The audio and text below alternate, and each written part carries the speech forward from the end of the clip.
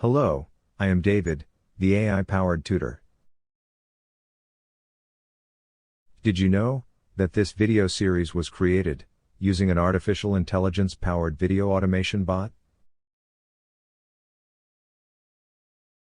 If you would like to know more about its features, please visit ai.datascience.1. Hello world. Welcome to the Introduction to Python Programming video tutorial by Data Science Academy. Today, we are so eager to teach you some nifty tools. So, instead of file handling, we will learn about Lambda and related functions in Python. To refresh what you have learned earlier, please watch the playlist mentioned in the description. Have fun programming in bits. We ask you to practice the examples mentioned in the tutorial. Please leave a comment if you have any queries or need some clarification. A Lambda expression can be used to create anonymous functions. Lambda functions can be used wherever function objects are required. In other words, a Lambda expression can be used without explicitly defining a named function. The general syntax of a Lambda expression is shown here. To understand the simplicity of Lambda expression, we create a script called double. This script has two parts. In the first part, we define a function called double, which returns the double of the given number.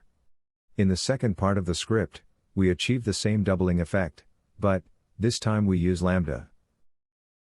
After we run the script, we are using the function called double to output the double of the number 50. The same doubling effect is also achieved by the Lambda expression. In this case, we double the number 21. Thus, we have achieved the same functionality with anonymous functions, that is, by using Lambda. Map function applies a specific function to all the items in a list. Most commonly, we use map in combination with Lambda.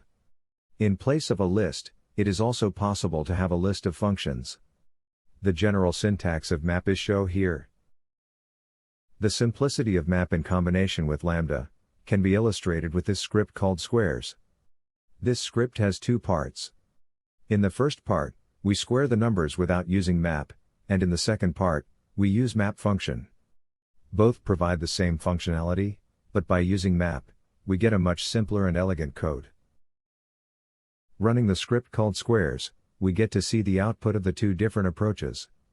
Even though both provide the same functionality, map, in combination with Lambda, seems like a better alternative. Map function can even have a list of functions instead of a list of values. To illustrate this, we create a script called myfuncs, and define two custom-made functions to calculate square roots and squares. The function names are saved as a list, and a list of numbers are saved in a variable called myData. Finally, we call the map function in combination with Lambda, to apply the functions to the variable myData. Running the script in idle, we see that both square roots and squares are printed. This is an efficient approach, that is, using map in combination with Lambda.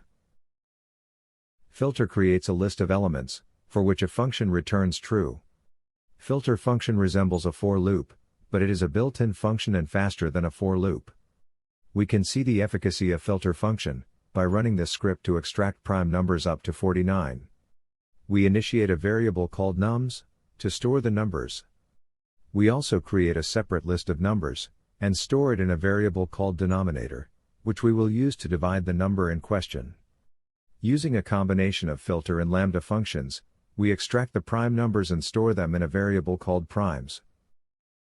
Running the script called primes, we can see that all the prime numbers less than 49 have been successfully extracted. Reduce function applies a rolling computation to sequential pairs of values in a list. In this example, we write two sections of codes to play the 2048 game, the first one using a for loop, and the second one using reduce function.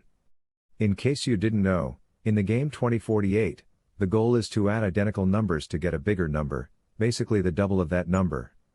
We create a list of numbers to be added, and store it in a variable called myList. To use reduce function, it has to be imported first from functools. The reduce function is faster than for loops. Running the script called doubles in idle, we can see that both methods give identical output.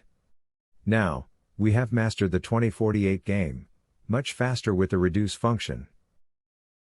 With this we conclude the video on lambda and relation functions. We hope that you learned something new today. Practice what you learned. And see you soon in the next video of this Python programming series.